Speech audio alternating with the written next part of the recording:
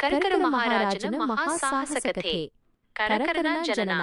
ಒಂದಾನೊಂದು ಕಾಲದಲ್ಲಿ ಮಾಯೋಮಯವಾದ ಹಸಿರು ಲೋಕ ಜಲಪುರಿ ಇತ್ತು. ಅಲ್ಲಿ ನೀರು ಮಾತಾಡುತ್ತಿತ್ತು, ಮರಗಳು ನಗುತ್ತಿದ್ವು ಮತ್ತು ಪ್ರಾಣಿಗಳು ಮನುಷ್ಯರಂತೆ ಯೋಚಿಸುತ್ತಿದ್ವು. ಆ ಜಲಪುರಿಯ ಮಧ್ಯದಲ್ಲಿ ಇದ್ದುದು ಚಿನ್ನದ ಕಮಲಗಳ ಕೆರೆ. ಒಂದು ಶುಭ ದಿನ ಆ ಕೆರೆಯಲ್ಲಿನ ಕಮಲದ ಹೂವಿನ ಕೆಳಗೆ ಒಂದು ಚಿಕ್ಕ ಮೊಟ್ಟೆ ಬಿರುಕು ಬಿಟ್ಟಿತು. ಟಾಪ್ ಹೊರಬಂದವನು ನಮ್ಮ ಹೀರೋ ಕರಕರ. ಆ ಕ್ಷಣವೇ ಅವನು ಜೋರಾಗಿ ಕೂಗಿದ, ಕರ್ ಕರ್.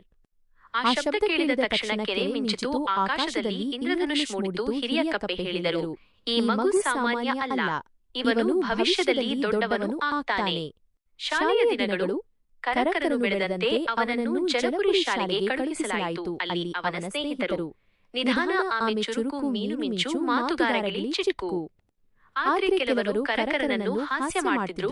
ಇವನು ಯಾವಾಗಲೂ ಕರಕರ ಅಂತ ಶಬ್ದ ಮಾಡ್ತಾನೆ, ಇವನಿಂದ ಶಾಂತಿ ಇಲ್ಲ. ಒಂದು ದಿನ ಟೀಚರ್ ಕೇಳಿದರು, ಧೈರ್ಯ ಅಂದ್ರೇನು? ಎಲ್ಲರೂ ಮೌನ. ಆಗ ಕರಕರ ನಿಂತು ಹೇಳಿದ, ಭಯ ಇದ್ದರೂ ಸರಿ, ಅನ್ನಿಸಿದ್ದನ್ನು ಮಾಡೋದೇ ಧೈರ್ಯ. ಎಲ್ಲರೂ ಅಚ್ಚರಿಯಿಂದ ನೋಡಿದರು. ಕಪ್ಪು ನೆರಳಿನ ದಾಳಿ. ಒಂದು ರಾತ್ರಿ ಜಲಪುರಿಯ ಮೇಲೆ ಕಪ್ಪು ನೆರಳು ಆವರಿಸಿತು. ನೀರು ಒಣಗಲು ಶುರು ಆಯಿತು. ಮರಗಳು ಒಣಗಿದವು, ಪ್ರಾಣಿಗಳು ದುರ್ಬಲರಾದರು. ಅದು ಮಾಡಿದವನು ಅಂಧಕಾರನಾಗ, ತಮೋನಾಗ. ಅವನು ಘೋಷಣೆ ಮಾಡಿದ, ಈ ಜಲಪುರಿ ಇನ್ಮೇಲೆ ನನ್ನದು. ಎಲ್ಲರೂ ಭಯದಿಂದ ನಡುಗಿದರು. ಆದ್ರೆ ಕರಕರ ಮಾತ್ರ ಮುಂದೆ ಬಂತು, ನಾನು ಜಲಪುರಿಯನ್ನು ಉಳಿಸುತ್ತೀನಿ. ಅಪಾಯಕಾರಿ ಪ್ರಯಾಣ. ಕರಕರನು ಒಬ್ಬನೇ ಹೊರಟಿಲ್ಲ. ಅವನ ಜೊತೆ ಆಮೆ, ಬುದ್ಧಿ, ಮೀನು, ವೇಗ, ಗಿಳಿ, ಮಾಹಿತಿ. ಅವರು ದಾಟಿದವು ಬೆಂಕಿಕಾಡು, ಗಾಳಿಗುಹೆ, ಹಿಮಪರ್ವತ. ಹಿಮಪರ್ವತದಲ್ಲಿ ಕರಕರ ಜಾರಿ ಬೀಳ್ತಾನೆ. ಆಮೆ ಅವನ ಕೈ ಹಿಡಿದು ಹೇಳ್ತಾಳೆ, ಸ್ನೇಹ ಅಂದ್ರೆ ಬಿಡದ ಕೈ. ಸತ್ಯದ ಕನ್ನಡಕ.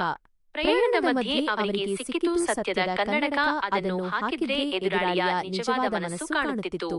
ತಮೋನಾಗನ ಬಳಿ ಹೋದಾಗ ಕರಕರ ನೋಡ್ತಾನೆ, ತಮೋನಾಗ ದುಷ್ಟ ಅಲ್ಲ, ಅವನು ಒಂಟಿ, ಅವನು ನೋವಿನಿಂದ ಕಲ್ಲಾದವನು.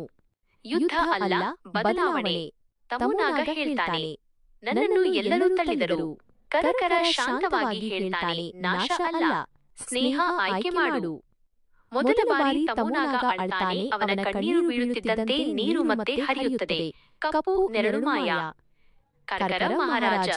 ಜಲಪುರಿ ಉಳಿಯುತ್ತದೆ. ಎಲ್ಲರೂ ಕರಕರನನ್ನು ಹೊಗಳುತ್ತಾರೆ. ನೀನೇ ನಮ್ಮ ರಾಜ, ಕರಕರ ಹೇಳ್ತಾನೆ. ರಾಜ ಅಂದ್ರೆ ಆಳುವನು ಅಲ್ಲ, ಎಲ್ಲರಿಗೂ ಕಾಳಜಿ ತೋರುವನು. ಅಂದಿನಿಂದ ಅವನ ಹೆಸರು ಕರಕರ ಮಹಾರಾಜ. ಅಂತ್ಯ.